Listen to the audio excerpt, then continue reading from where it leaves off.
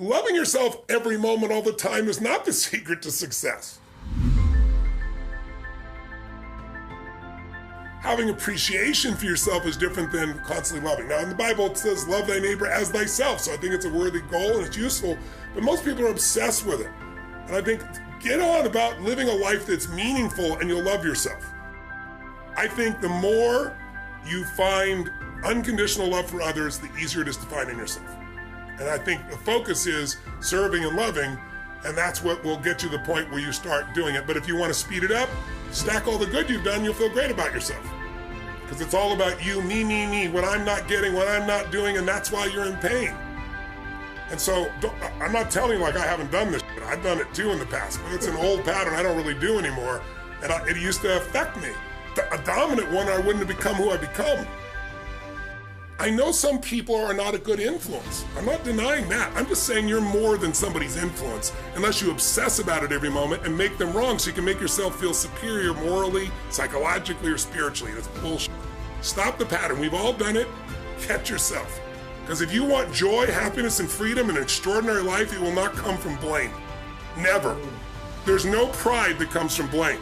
I don't mean fake pride where you make shit up to feel good. I'm talking about real pride. Pride is something you earn. Like people tell me, oh, I have no self-esteem because my parents used to say this or they'd say that. I'd say that's such bullshit. I'm not saying it's bullshit they didn't say that. I said it's bullshit, that's why you don't have self-esteem. Self-esteem does not come from what people say about you. Self-esteem comes from what you experience about yourself.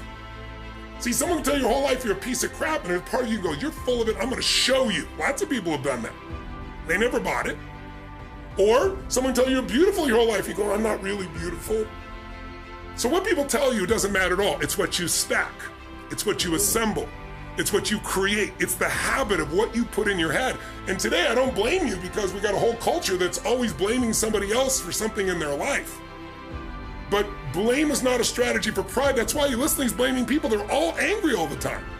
Your biography is not your destiny. And it doesn't matter what you've been through. What you decide now is what's going to control your life. What you decide each day going forward is going to decide your life. And I look at them seeing me, and I can read their minds.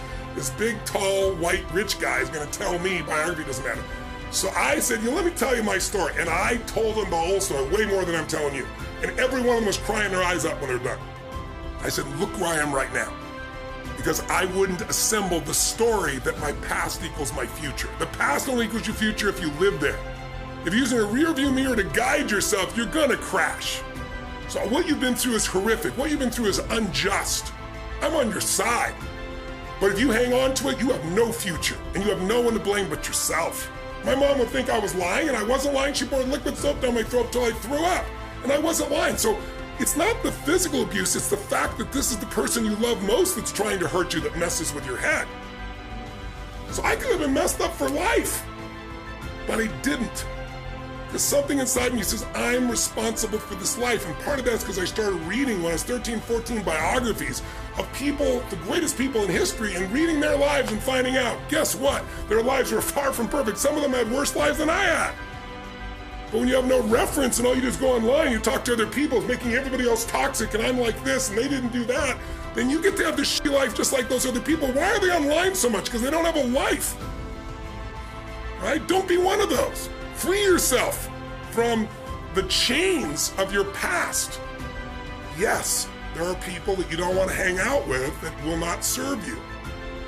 But then move on. Don't sit there and talk about it constantly. Don't waste your time. And you say, but what if it's family, Tony? Mine was family too. And you learn to grow. You go, they're in my life. If someone can get your goat, if someone can piss you off, if someone can make you feel less than, that's God coming to you saying, grow. You need some spiritual growth. There's got to be some change in your perception, your belief, your emotions, your spiritual look of life, so that can't happen anymore. But then life throws them at you too. When they come, you just go, okay, it's going to have me until I grow. What needs a shift in me so that no longer has an impact? It's like your growth is the only limit to your happiness. If you're not happy, you're not growing in some area. And usually it's a place where you're blaming, you're pointing the finger. I don't care if it's government, don't get me wrong. People can be unfair, unjust, that's for sure happens. But you can't control that. You can't make it not happen. What you have to do is become stronger than any of it so you're free. Freedom comes from growth. Freedom does not come from control, because control is an illusion. You can't control everybody, no matter how hard you try. You can't control what they think or feel, and not everybody's going to be fair and just. And you, my dear friends, and I have not always been fair and just, whether we admit it or not. It's just the nature of being, a human being. But we can make the largest pattern fair and just and loving and powerful and serving and growing until it becomes the dominant thing inside you. And then you experience life as being great, not you're great. Life's great because you're living a great path. Whichever thing you're most desirous of changing, whatever thing is giving you the most pain.